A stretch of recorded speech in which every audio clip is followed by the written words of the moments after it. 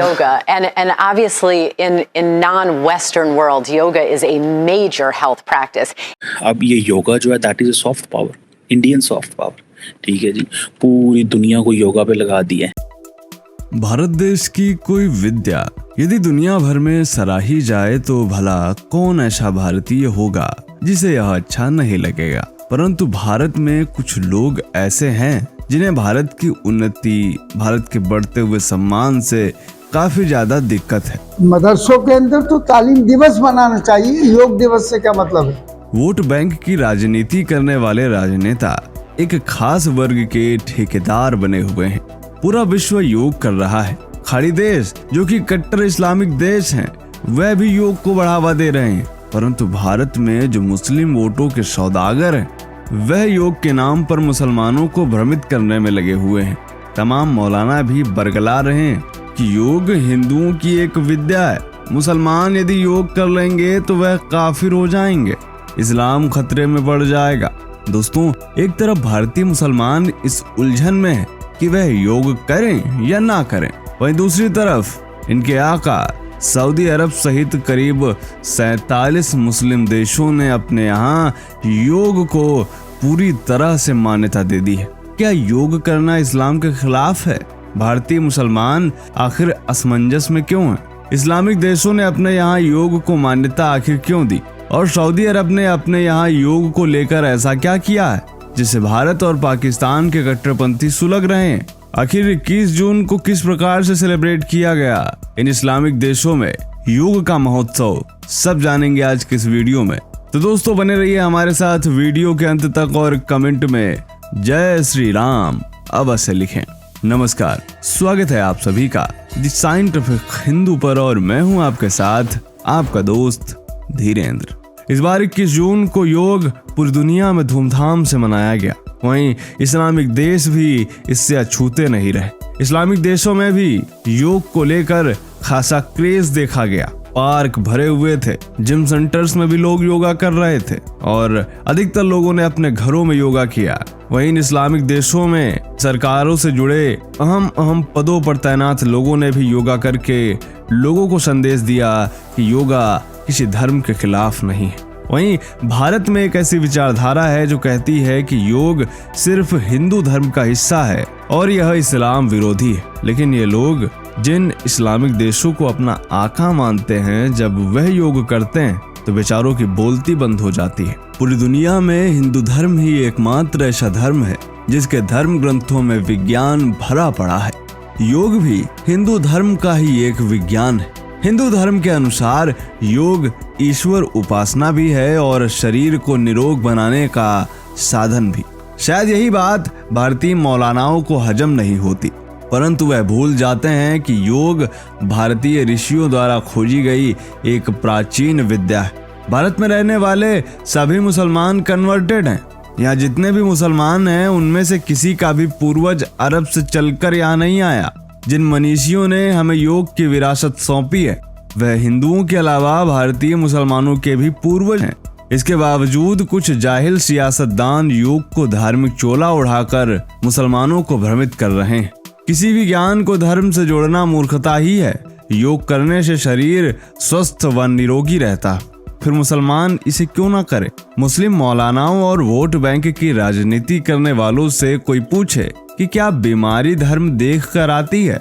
खैर, जाहिल इसे समझकर भी नहीं समझेंगे, क्योंकि उन्हें मुसलमानों को बरगलाकर वोट जो लेना है। इंसान को शारीरिक और मानसिक रूप से स्वस्थ रखने के लिए योग कितना लाभकारी है आज यह बताने की आवश्यकता नहीं है। मौजूदा समय में योग सभी धर्मों में मान्य है। मुस्लिम देशों ने भी योग को अपने यहाँ मान्यता दे दी है, क्योंकि वो योग के महत्व को समझते हैं। बीते कुछ सालों में योग का क्रेज इस्लामिक देशों में इस कदर बढ़ा है कि इन इस्लामिक देशों में योग भी एक प्रकार का अब बिजनेस बन गया है। इस बार 21 जून को इन मुस्लिम देशों में तमाम स्थानीय मुस्लिम नागरिक योग करते नजर आए। यह नजारा देखने वाला था, जहां पार्क में, योगा सेंटर में तमाम मुस्लिम योग कर रहे थे, वो भी बिना किसी धार्मिक बाधा के। दोस्तों, अमेरिका, ब्रिटेन, ऑस्ट्रेलिया आदि यूरोपीय देशों में सैकड़ों योगा सेंटर्स खुल चुके हैं। अमेरिका में एक योगा प्रैक्टिशनर अपनी योगा क्लास, वर्कशॉप तथा उपकरणों पर एवरेज $62,640 खर्च करता है और इस तरह अमेरिका में योगा सेक्टर एक बेहतरीन ढंग से हर साल ग्रो करता है। ग्लोबल मार्केट की बात करें तो रिपोर्ट्स बताती हैं कि वर्ष 2022 में योग का कारोबार 8 लाख करोड़ रुपए तक पहुंचा था और 2023 से 2028 के बीच में योग का कारोबार 9% बढ़कर 9.6 लाख करोड़ रुपए होने की पूरी संभावना है। यानी योग से न केवल शरीर स्वस्थ हो रहा है बल्कि देश की अर्थव्यवस्था में भी योग अहम भूमिका निभा रहा है। सऊदी अरब में लंबे समय तक योग पर प्रतिबंध रहा है क्योंकि कट्टरपंथी इसे इस्लाम विरोधी करार देते थे।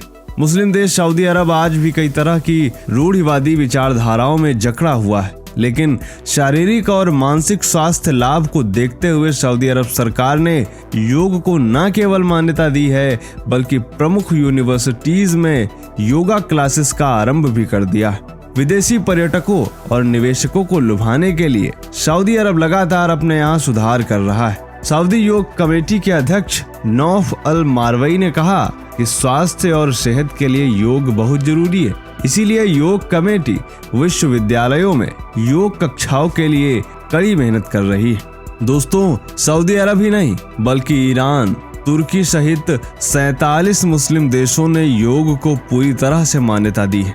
पूरी दुनिया में 21 जून को योग दिवस के रूप में मनाया जाता है और इसका श्रेय प्रधानमंत्री मोदी को जाता है क्योंकि उन्हीं की पहल पर 11 दिसंबर 2014 को यूएन महासभा ने योग को मंजूरी दी थी। योग भारत का ही प्राचीन ज्ञान है। महर्षि पतंजलि ने 195 सूक्तियों के माध्यम से योग को लिपिबद्ध किया था। संस्कृत भाषा में लिखी गई योग पर यह पहली प्रामाणिक पुस्तक है। इस पुस्तक में महर्षि पतंजलि ने योग को 8 अंगों के रूप में वर्णन किया है। योग का इतिहास भारत में 5 से 10 हजार साल पुराना है। यानी हम कह सकते हैं कि योग विज्ञान तब से है जब संपूर्ण पृथ्वी पर केवल सनातन धर्म था, मजहबी पंथों का अता पता भी नहीं था।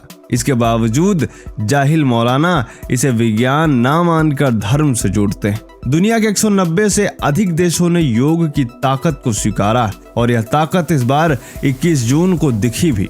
यह प्रत्येक भारतीय के लिए गौरव की बात होनी चाहिए। इसमें हिंदू और मुसलमान कहां से आ गए, परंतु स्वार्थी राजनेता और तथाकथित मौलाना अपनी राजनीति चमकाने के लिए योग को इस्लाम के खिलाफ बता रहे हैं। ऐसे लोग न केवल मुसलमानों के दुश्मन हैं बल्कि उन्हें बदनाम भी कर रहे हैं।